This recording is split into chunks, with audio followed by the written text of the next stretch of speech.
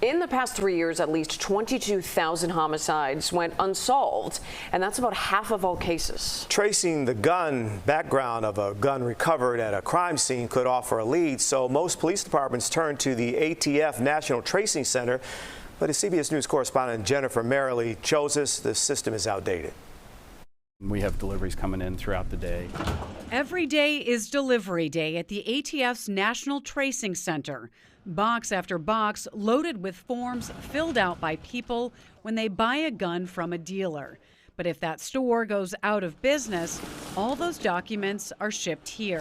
Right now we're sitting on a workload of about 30,000 boxes of records that are waiting to be processed. A bureaucratic backlog that's causing a delay in solving gun-related crimes across the country. Every trace could be critical. Every trace could be that piece of information that breaks a case. Law enforcement can request a trace of guns recovered during crimes, and it's free. We get upwards of 1,700 to 1,800 requests per day on any given day. The ATF's Neil Trotman says contractors work to open boxes and there's document prep. It's a full-time job to remove staples and put the paperwork in chronological order by transaction date. The reason for the paper process? Right here. ATF is handcuffed by law. The Firearms Protection Act of 1986 prohibits the agency from creating a registry of guns or an electronic database. One reason, concern that the government would track gun owners. So for now, it's paper and boxes. I think a lot of people believe that there's just one centralized system and it's all digital and you can figure out who the purchaser is immediately, and that is far from the case. Like many law enforcement agencies nationwide, Minneapolis police rely on results from the tracing center around in the chamber to help solve gun crimes. And what information do you get back? I can get back anything from name, address, date of birth, everything involved of the purchaser.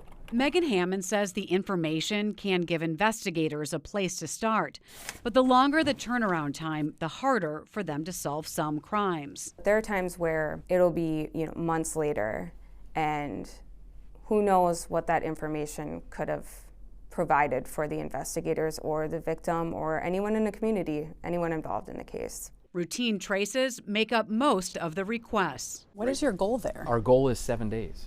And so right now we're a little bit above that just because of the sheer volume of work that we're handling currently. About 1% of requests by law enforcement are categorized as urgent traces. I got one person shot here. Used for events like a high-profile case or mass shooting. But most of the time we get those traces done within hours or minutes to get that information back to the requesting agency. Hi, this is Debbie at the ATF National Tracing Center. In other situations, a trace involves calling a gun manufacturer, distributor, or an existing gun store. Improving the system is up to Congress. Bills to modernize it have gone nowhere. Democratic U.S. Senator Chris Van Hollen of Maryland introduced the AIM Act, in part to allow the ATF to establish a searchable database, telling us persistent attacks by the NRA and gun lobby have undercut the ATF's effectiveness. Van Hollen's bill has gone nowhere after being referred to committee. We had over 10,000 boxes here in the building, and it was becoming a safety issue. The floors were buckling. The ATF's proposed budget requests tens of millions for building upgrades, saying if it's not executed timely, it could result in further trace delays. We look at everything as more of a challenge, not being overwhelmed, but looking at it as, all right, how are we going to process our work today, because we might solve some cases today. Yep, that's the one. Jennifer Mayerle, CBS News, Martinsburg, West Virginia.